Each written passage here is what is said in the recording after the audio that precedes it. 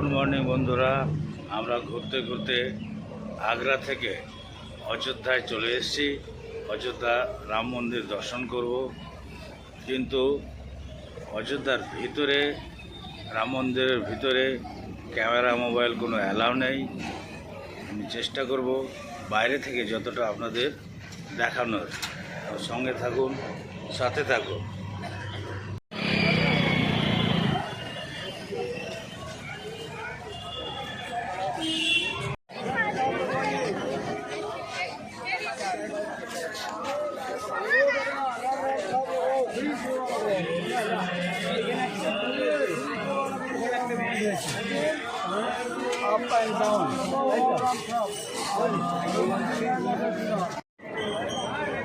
আমরা যেখানে বাস রেখেছি ওখান থেকে সরাসরি রাম মন্দির না গিয়ে আমরা ফজলু নদীতে এসেছি প্রথমে। এখন রাম মন্দিরে ওখানে একটু ভিড়ের চাপ আছে, তাই এই ফজলু নদীতে এসেছি।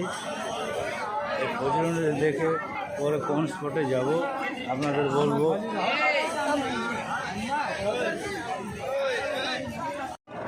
হ্যাঁ, এটা আমরা এখন সরজু নদীতে এসেছি। দেখুন আপনারা,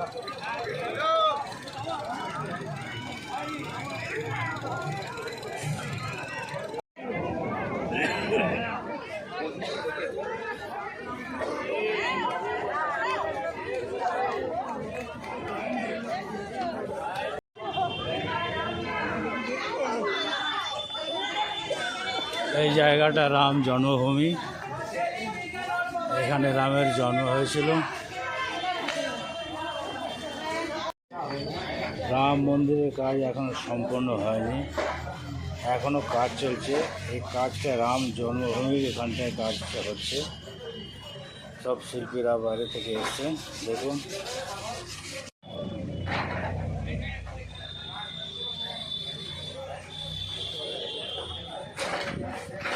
এই সমস্ত পাথর লাগানো হবে রাম মন্দিরে। এখনো বাকি আছে কাজ।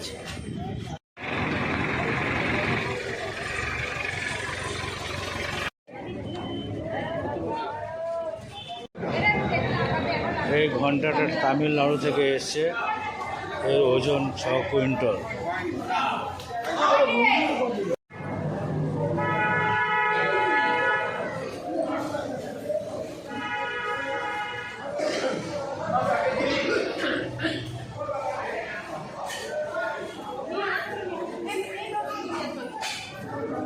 এটাই রাম জন্মভূমি। এবং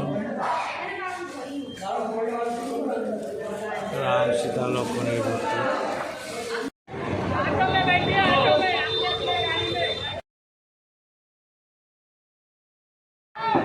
এটা রাম দরবার, এই স্থানটার নাম। যদি কেউ অযোধ্যায় আসেন, এই সমস্ত স্থানগুলো আপনারা অবশ্যই দেখে যাবেন। অযোধ্যা স্টেশনে নেমে আপনাদের কোনো একটা গাড়ি ভাড়া করে সমস্ত স্থানগুলো দেখে নেবেন, ভালো লাগবে।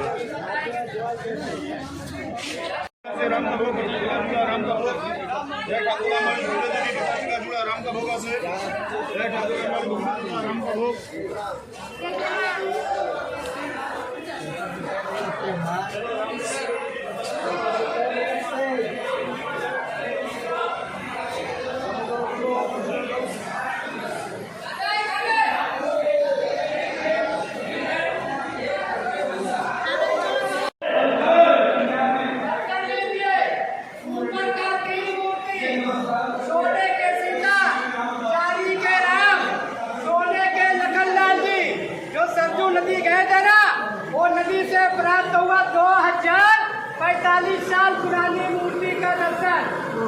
चारों भैया, चारों महारानी का दर्शन। नमस्कार करके 2 मिनट इधर बैठ जाना, मंदिर की जानकारी बता के फिर आगे का दर्शन कराएंगे। আমরা সাইড সিন দেখে রাম মন্দিরে চলে এসেছি।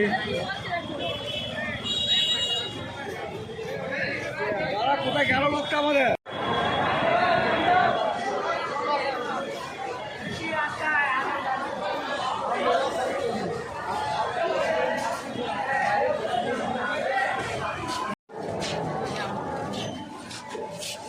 এই যাচ্ছি রাম মন্দির উদ্দেশ্যে রওনা দিয়েছি।